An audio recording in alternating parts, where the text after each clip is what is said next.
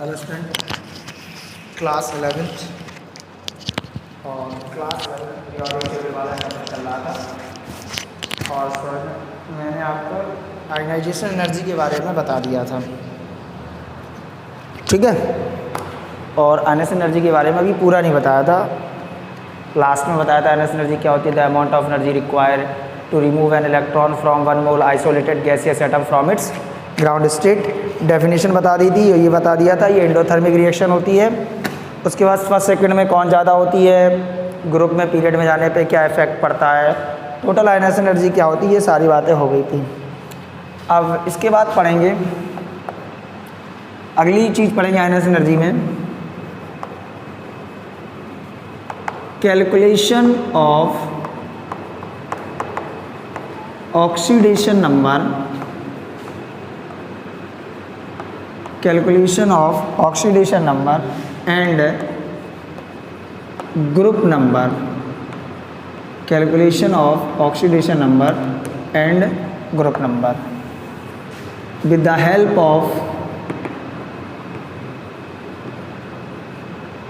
the help of ionization energy। Ionization energy की help से calculation करना सीख रहे हैं हम लोग, एक तो ऑक्सीडेशन नंबर निकालने की और दूसरी ग्रुप नंबर निकालने की। चलो भाई, जैसे मान लो ये आपका एक एलिमेंट है ए और इसके लिए आपको first ionization energy, second ionisation energy और थर्ड आयनाइजेशन एनर्जी और फोर्थ आयनाइजेशन एनर्जी की वैल्यू गिवन है। मान लो this is 20, this is 50, this is 80 and this is 400 और आयनाइजेशन एनर्जी 5 की वैल्यू है 480। सबकी यूनिट किलो जूल पर मोल, किलो जूल पर मोल, किलो जूल पर मोल, किलो जूल पर मोल, किलो जूल पर मोल है। तो आपको ये वैल्यू गिवन है। आप कैसे, आपको पता चलेगा कि इन आयनाइजेशन एनर्जी की हेल्प से कैसे फाइंड करोगे कि इसका ग्रुप नंबर कौन सा है और इस पर ऑक्सीडेशन नंबर कितना है। चलो भाई देखते हैं। लेट ये एलिमेंट ए था, इसने पहले एक इलेक्ट्रॉन निकाला, ए प्लस बना, पहली आयनाइजेशन एनर्जी। फिर इसने एक इलेक्ट्रॉन और निकाला, ए प्लस 2 बना, दूसरी आयनाइजेशन एनर्जी। फिर इसने एक इलेक्ट्रॉन निकाला, ए प्लस 3 बना, तीसरी आयनाइजेशन एनर्जी। फिर इसने एक इलेक्ट्रॉन निकाला, ए प्लस 4 बना, चौथी आयनाइजेशन एनर्जी। फिर इसने एक इलेक्ट्रॉन निकाला, ए प्लस 5 बना, पाँचवीं आयनाइजेशन एनर्जी। ठीक, अच्छा जरा देखो ये वैल्यू कितनी है 20, ये कितनी है 50, ये कितनी है 80। आप एक चीज़ देखो, ये 400 अचानक से 80 से 400 लगभग 5 टाइम्स इंक्रीज कर गया। ये मतलब क्या है, अचानक से 5 टाइम्स इंक्रीज कर गया, व्हाट इज दिस मीनिंग। अच्छा चलो एक बार बताओ, सबसे ज़्यादा आयनाइजेशन एनर्जी किसकी होती है, फुलफिल्ड की। जैसे मान लो P6 आया, क्या आया P6। अब P6 से इलेक्ट्रॉन निकालने के लिए आपको बहुत ज़्यादा एनर्जी देनी पड़ती है ना, क्या करना पड़ता है, बहुत ज़्यादा एनर्जी देनी पड़ती है। जब बहुत ज़्यादा एनर्जी दे दोगे, सपोज करो, अच्छा सपोज करो 11 सोडियम 23 है, 1s2 2s2 2p6 and 3s1।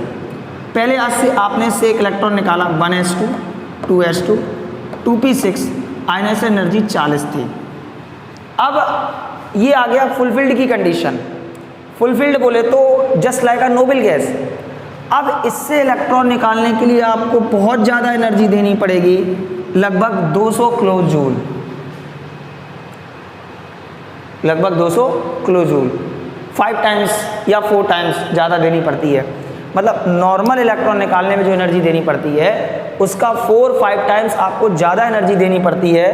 कब? जब आपका आ जाए फुलफिल्ड की कंडीशन। ठीक है। अच्छा, सोडियम से एक इलेक्ट्रॉन निकला, फुलफिल्ड की कंडीशन आ गई। अब दूसरा इलेक्ट्रॉन निकालने के लिए आपको 200 किलो जूल एनर्जी देनी पड़ेगी। इसका मतलब क्या है कि सोडियम से आउटर मोस्ट सेल में एक इलेक्ट्रॉन था और एक इलेक्ट्रॉन निकलने के बाद उसमें कंडीशन किसकी आ गई? फुलफिल्ड की, मतलब नोबेल गैस के बराबर आ गया। यही एक इलेक्ट्रॉन जो फुलफिल्ड के बाद के जो इलेक्ट्रॉन होते हैं वही तो वैलेंस इलेक्ट्रॉन होते हैं। वही क्या होते हैं? वैलेंस इलेक्ट्रॉन होते हैं। जरा देखो, इसमें ionization energy first, ionization energy second, ionization energy third, ionization energy fourth, ionization energy 5, ये ज़्यादा, ये ज़्यादा, ये ज़्यादा, ये ज़्यादा, बट दिस इज़ बहुत ज़्यादा, दिस इज़ बहुत ज़्यादा। इसका मतलब ये है कि जब इससे 3 इलेक्ट्रॉन निकल गए होंगे, जैसे ये एल्यूमिनियम है, एक इलेक्ट्रॉन निकाला Al+, फिर एक इलेक्ट्रॉन और निकाला Al+2, फिर एक इलेक्ट्रॉन और निकाला Al+3।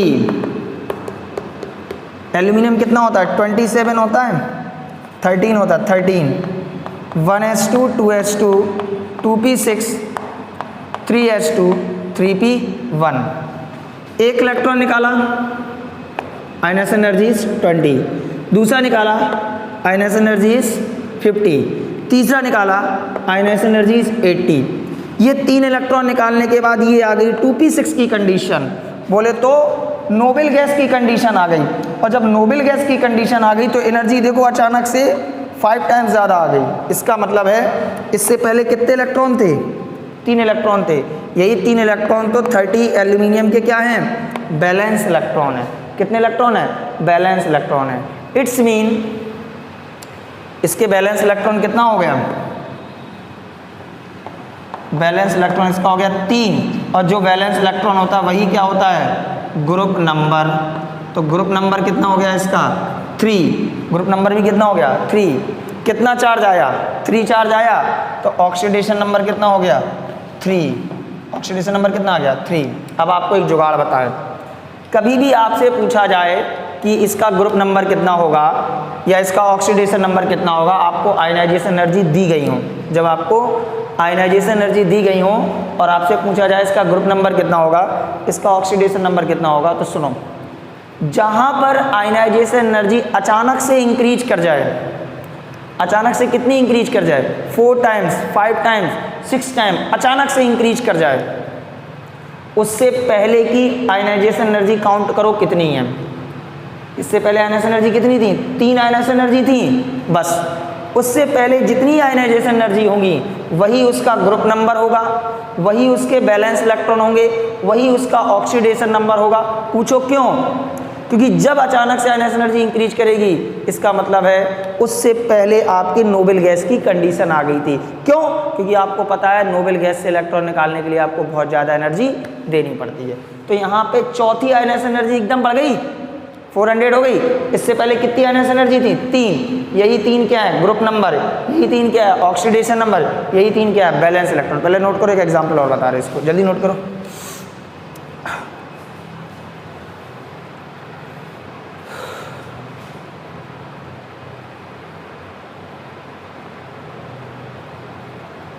चलिए देखते हैं आगे।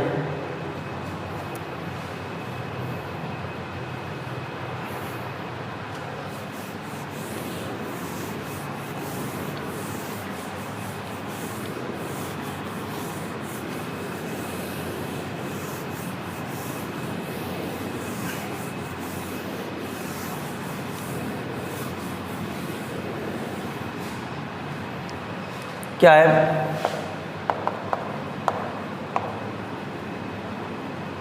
An element have ionization energy first, second, third, fourth, each 20, 40, 200, 250 kilojoule per mole. Then what is the oxidation number and group number and valence electron of element का ग्रुप नंबर कितना होगा, oxidation number कितना होगा, valence electron कितने होंगे, ये बताना है। चलो लेट, मैंने एलिमेंट माना ए, इससे जब मैंने एक इलेक्ट्रॉन निकाला तो ए प्लस एक इलेक्ट्रॉन निकल गया। पहली आयनाइजेशन एनर्जी कितनी है 20। फिर एक इलेक्ट्रॉन और निकाला तो ए प्लस 2 बन गया, दूसरी आयनाइजेशन एनर्जी कितनी है 40। फिर एक और इलेक्ट्रॉन निकाला, ए प्लस 3 बन गया, तीसरी आयनाइजेशन एनर्जी कितनी है 200। इसके बाद एक और निकाला, ए प्लस 4 बन गया, अगली आयनाइजेशन एनर्जी कितनी है 250। जरा देखो लार्ज इंक्रीमेंट अचानक से कहाँ हुआ, ये देखो 5 टाइम्स हो गया। ओके, इससे पहले कितनी आयनाइजेशन एनर्जी हैं 2, तो 2 आयनाइजेशन एनर्जी हैं, तो इसका ग्रुप नंबर कितना हो गया, ग्रुप नंबर हो गया 2। वैलेंस इलेक्ट्रॉन कितने हो गए, वैलेंस इलेक्ट्रॉन हो गए 2। ऑक्सीडेशन नंबर कितना हो गया इस एलिमेंट पे, ऑक्सीडेशन नंबर हो गया +2। इसका मतलब ये जो भी एलिमेंट है ये सेकंड ग्रुप का एलिमेंट है और सेकंड ग्रुप पे +2 ऑक्सीडेशन नंबर ही होता है। बात समझ में आई, इसको नोट करो।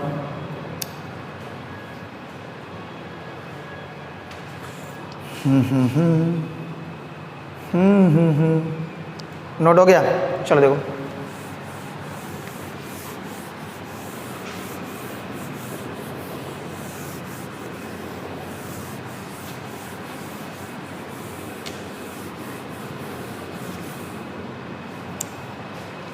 आगे है, अगला टॉपिक है फोटो इलेक्ट्रिक इफेक्ट। ये टॉपिक नहीं है, फोटो इलेक्ट्रिक इफेक्ट का रिलेशन है आयनाइजेशन एनर्जी से। क्या संबंध है फोटो इलेक्ट्रिक इफेक्ट का आयनाइजेशन एनर्जी से? Photoelectric effect also a phenomena of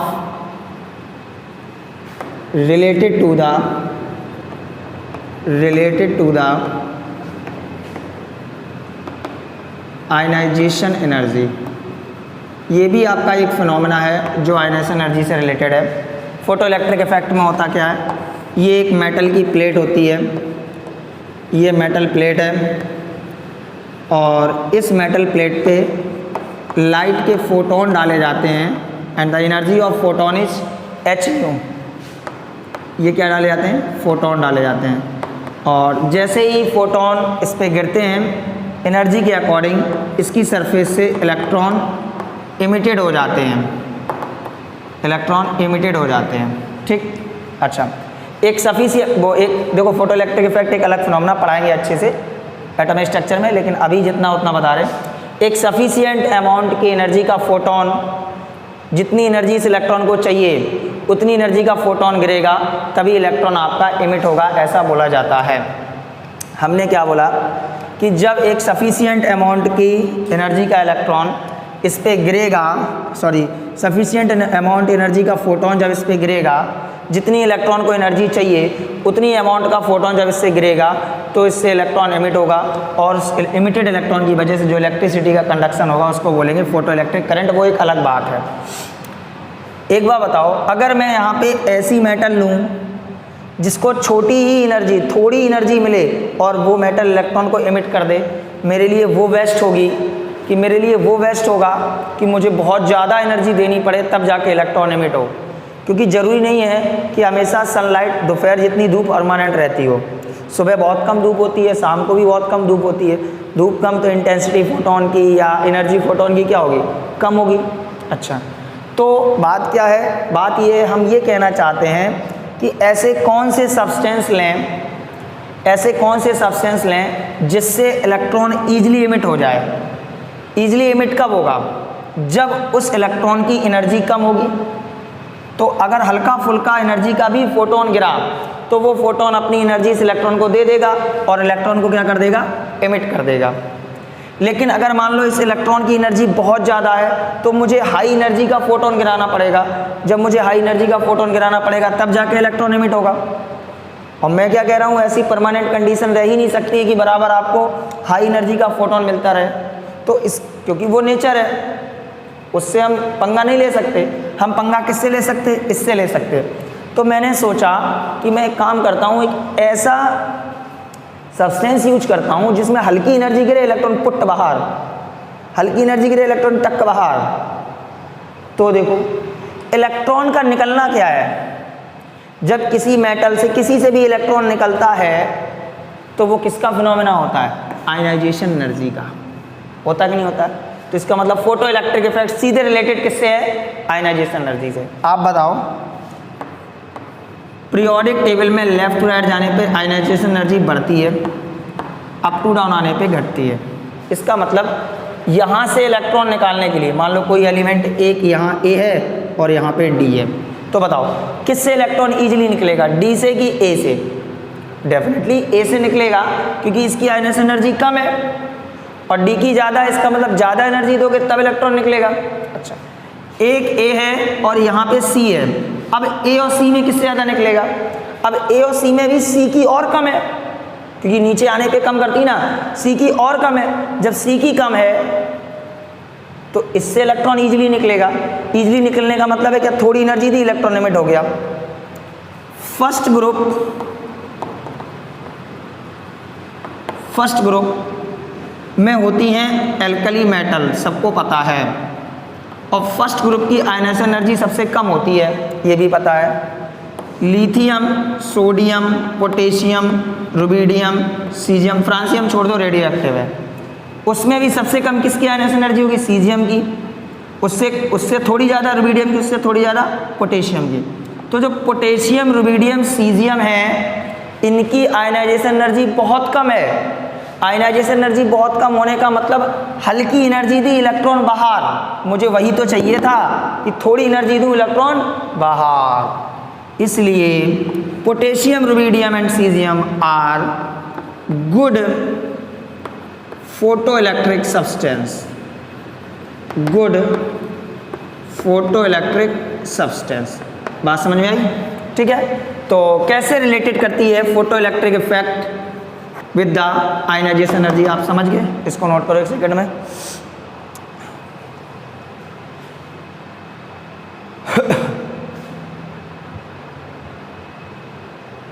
ठीक है, अच्छा आगे देखेंगे। आगे क्या है?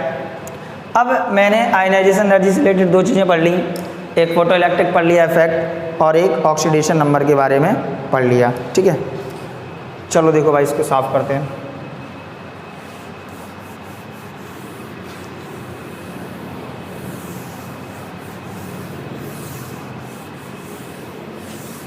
जरा एक बार थोड़ा रिवीजन मारते हैं। क्या रिवीजन मारते हैं? कि जब आप पीरियोडिक टेबल में लेफ़्ट टू राइट जाते हो तो एटॉमिक रेडियाई डिक्रीज़ करती है, अप टू डाउन आने पे इंक्रीज़ करती है। इफ़ेक्टिव न्यूक्लियर चार्ज इंक्रीज़ करता है, इफ़ेक्टिव न्यूक्लियर चार्ज डिक्रीज़ करता है। स्क्रीनिंग इफ़ेक्ट कांस्टेंट रहता है। Screening effect